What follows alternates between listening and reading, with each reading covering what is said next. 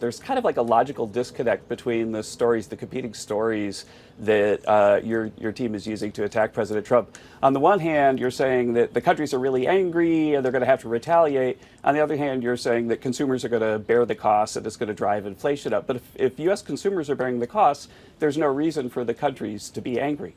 So the fact is the countries are angry and retaliating. And by the way, coming to the table, I got a report from the USTR last night that more than 50 countries have reached out to the president to begin a negotiation.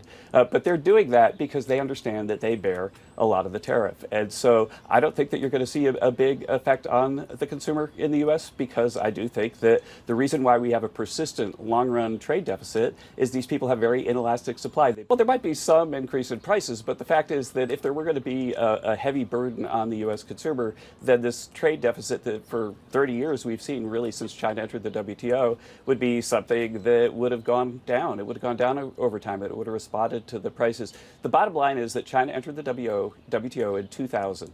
In the 15 years that followed, real incomes declined about $1,200 cumulatively over that time. And so if cheap goods were the answer, if cheap goods were going to make Americans' real wages, real welfare better off, then real incomes would have gone up over that time. Instead, they went down because wages went down more than prices went down. So we got the cheap goods at the grocery store, but then we had fewer jobs. And that's why President Obama and Chuck Schumer and Nancy Pelosi and President Trump have come out saying we've got to come up with a better policy, a policy that treats our workers fairly compared to everybody else. And now President Trump, true to his word, just like he promised during the campaign, just like he put into his campaign platform, he's delivering on his word. So but the president's allowed to have an opinion.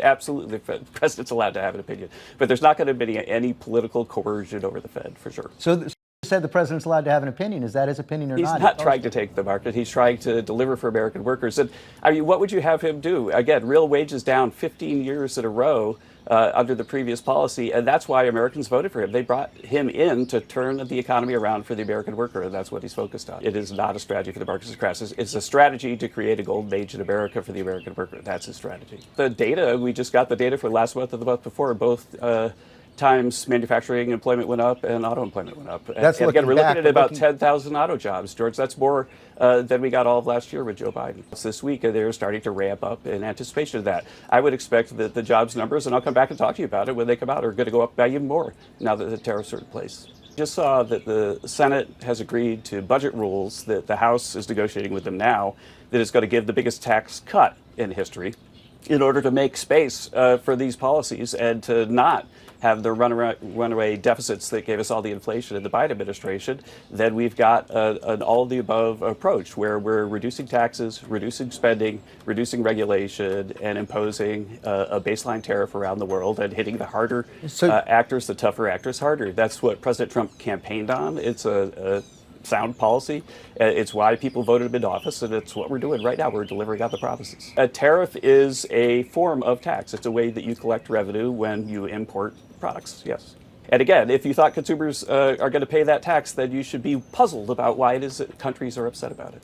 Obviously, an ongoing negotiation with Russia and Ukraine, and I think the president made the decision not to conflate the two issues. It doesn't mean that Russia, the fullest of time, is going to be treated wildly different than every other country. And we've seen inflation coming down. I think inflation comes from runaway spending that is monetized by the Fed. That's what Jay Powell and Joe Biden gave us last term. And then I saw the Fed kind of saw the error in its ways after a while and started to tighten and help get control under inflation. And what we're seeing now on the Hill is reduced spending. And so I don't think that the inflationary spiral that we saw last term is a high risk right now.